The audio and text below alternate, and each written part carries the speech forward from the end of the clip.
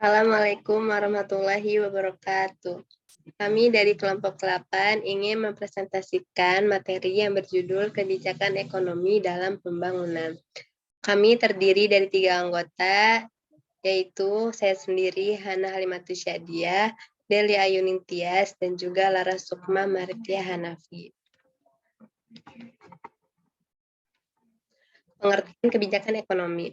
Kebijakan ekonomi adalah sebuah tindakan pemerintah dalam menetapkan kebijakan atau keputusan di bidang ekonomi.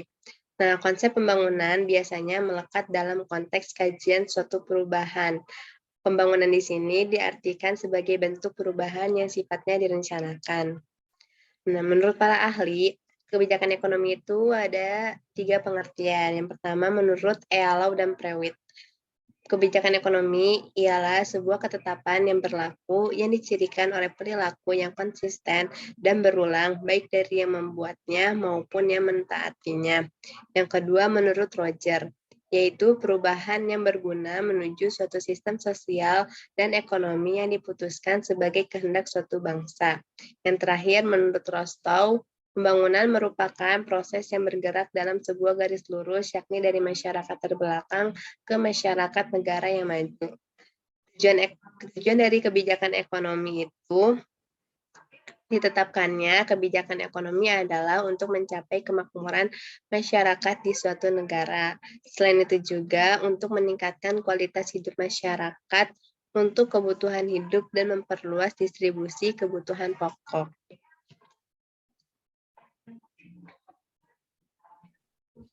Macam-macam kebijakan ekonomi. Macam-macam kebijakan ekonomi dibagi menjadi 3, yaitu kebijakan mikro, kebijakan makro, dan kebijakan meso. Kebijakan mikro adalah kebijakan pemerintah yang ditujukan pada semua perusahaan tanpa melihat jenis kegiatan yang dilakukan oleh atau di sektor mana dan di wilayah mana perusahaan yang bersangkutan beroperasi. Contoh kebijakan pemerintah dalam kebijakan mikro, yakni peraturan pemerintah yang mempengaruhi pola hubungan kerja seperti manajer dengan para pekerja, kondisi kerja dalam perusahaan. Kebijakan kemitraan antara perusahaan besar dan perusahaan kecil di semua sektor ekonomi, kebijakan kredit bagi perusahaan kecil di semua sektor atau lain-lainnya, menetapkan harga minimum dan maksimum untuk melindungi produsen atau konsumen. Kebijakan makro. Kebijakan ini mencakup semua aspek ekonomi pada tingkat nasional, misalnya kebijakan uang ketat atau kebijakan moneter. Kebijakan makro ini bisa mempengaruhi kebijakan meso atau sektoral atau regional. Kebijakan mikro menjadi lebih atau kurang efektif. Instrumen yang digunakan untuk kebijakan ekonomi makro adalah tarif pajak, jumlah pengeluaran pemerintah melalui APBN, ketetapan pemerintah, dan intervensi langsung di pasar valuta untuk mempengaruhi nilai tukar mata uang rupiah terhadap falas. Kebijakan makro terbagi menjadi 3, yaitu kebijakan fiskal. Kebijakan fiskal adalah kebijakan yang dibuat pemerintah untuk mengarahkan ekonomi suatu negara melalui pengeluaran dan pendapatan pemerintah. Kebijakan fiskal lebih menekankan pada pengaturan pendapatan dan belanja pemerintah. Instrumen utama kebijakan fiskal adalah pengeluaran dan pajak. Kebijakan fiskal terbagi menjadi 2, yaitu kebijakan fiskal kontraktif dan kebijakan fiskal ekspansif. Kebijakan fiskal kontraktif, kebijakan pemerintah untuk mengeluarkan pengeluaran lebih besar dari pemasukan negara guna memberi stimulus pada perekonomian. Sedangkan kebijakan fiskal ekspansif, yaitu kebijakan pemerintah untuk membuat pemasukannya lebih besar daripada pengeluarannya. Tujuan dari kebijakan fiskal yaitu untuk meningkatkan produksi nasional (PDB) dan pertumbuhan ekonomi, untuk memperluas lapangan kerja dan mengurangi pengangguran, untuk menstabilkan harga-harga barang, khususnya mengatasi inflasi. Kebijakan moneter. Kebijakan moneter adalah upaya untuk mencapai tingkat pertumbuhan ekonomi yang tinggi secara berkelanjutan dengan tetap mempertahankan kestabilan harga. Kebijakan moneter terbagi menjadi dua, yaitu kebijakan moneter ekspansif, suatu kebijakan untuk menambah jumlah uang yang beredar. Yang kedua, kebijakan moneter kontraktif, yaitu suatu kebijakan untuk mengurangi jumlah uang yang beredar atau disebut juga dengan kebijakan uang ketat. Ada beberapa cara untuk melakukan kebijakan moneter, di antaranya yaitu operasi pasar terbuka. Operasi pasar terbuka adalah cara mengendalikan uang yang beredar dengan menjual atau membeli surat berharga pemerintah. Diskonto adalah pengaturan jumlah duit yang beredar dengan memainkan tingkat bunga sentral pada bank umum. Yang terakhir, rasio cadangan wajib.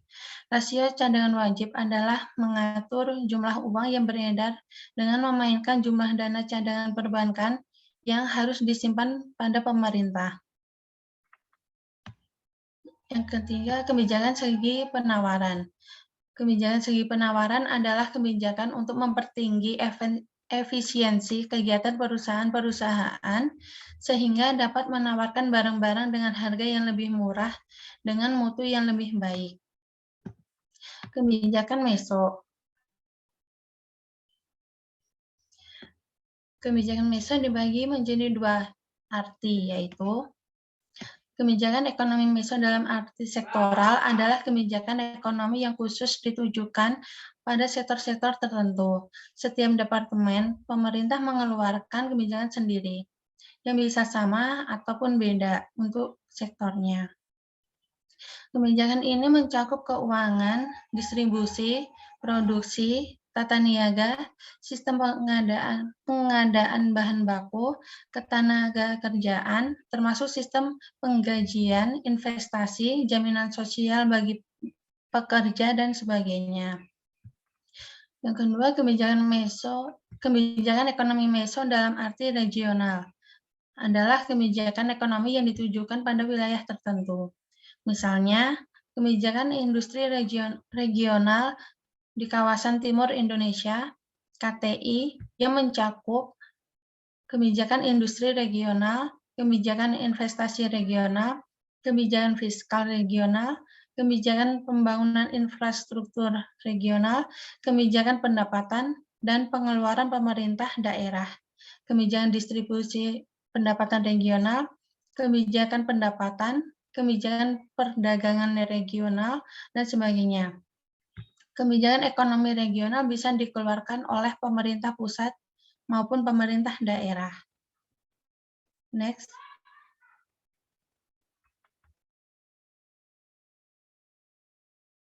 Masalah-masalah pembangunan ekonomi.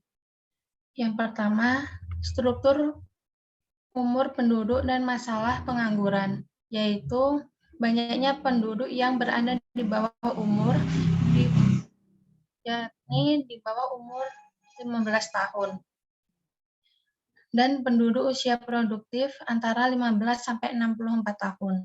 Yang kedua, perpindahan penduduk dari pedesaan ke perkotaan menyebabkan kepadatan di kota-kota besar. Yang ketiga, tekanan penduduk terjadi akibat masalah kelembuhan penduduk, masalah kemanusiaan, pengawasan jumlah penduduk. Dan yang keempat, pembangunan masyarakat desa.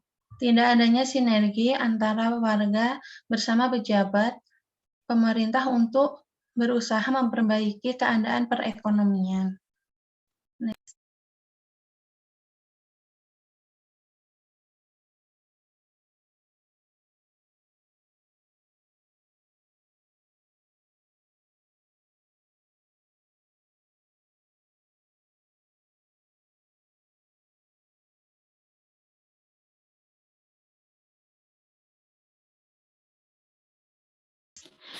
Adapun strategi kebijakan ekonomi dalam pembangunan yang dapat diterapkan di Indonesia, yang pertama adalah memulihkan pendapatan masyarakat melalui penyediaan lapangan kerja yang berkaitan dengan rehabilitasi dan rekonstruksi dan memberikan kegiatan perluasan kesempatan kerja padat karya, terutama bagi tenaga kerja yang kehilangan pekerjaan. Yang kedua, pemulihan diutamakan kepada sarana masyarakat yang berkaitan langsung dengan kegiatan ekonomi masyarakat seperti pasar dan pusat-pusat perdagangan lainnya. Pemulihan tersebut diutamakan kepada sarana pelayanan masyarakat seperti pertanian, sarana irigasi, dan drainase, dan pusat-pusat pemasaran produksi. Yang ketiga, memberikan dukungan kepada masyarakat, terutama usaha kecil dan menengah untuk dapat memperoleh akses kepada sumber daya produktif. Yang keempat, memberikan bantuan kepada masyarakat dalam memulihkan sarana produksinya. Lalu, strategi kebijakan ekonomi pembangunan dapat juga dilakukan dengan cara mempercepat kapabilitas teknologi dan ilmu pengetahuan nasional atau IPTEK. Beberapa elemen di sektor IPTEK adalah meningkatkan kualitas pendidikan termasuk pendidikan kejuruan tinggi serta pelatihannya dan meningkatkan level kompetensi teknologi dan sumber daya ahli. Lalu bisa juga dengan memperkuat hubungan nasional baik secara lokal maupun internasional. Hal ini bisa mengurangi biaya transaksi, menciptakan sinergi antar pusat-pusat pertumbuhan, dan menyadari perlunya akses-akses ke sejumlah layanan seperti intra dan intrakonektivitas antara pusat pertumbuhan serta pintu perdagangan dan pariwisata internasional. Next.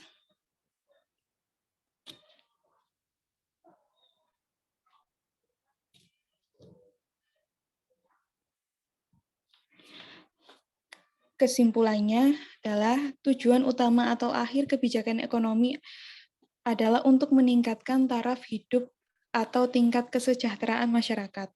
Diukur secara ekonomi, kesejahteraan masyarakat tercapai bila tingkat pendapatan real rata-rata per kapita tinggi dengan distribusi pendapatan yang relatif merata. Tujuan ini tidak bisa tercapai hanya dengan kebijakan ekonomi saja. Diperlukan juga kebijakan ekonomi seperti kebijakan sosial yang menyangkut masalah pendidikan dan kesehatan.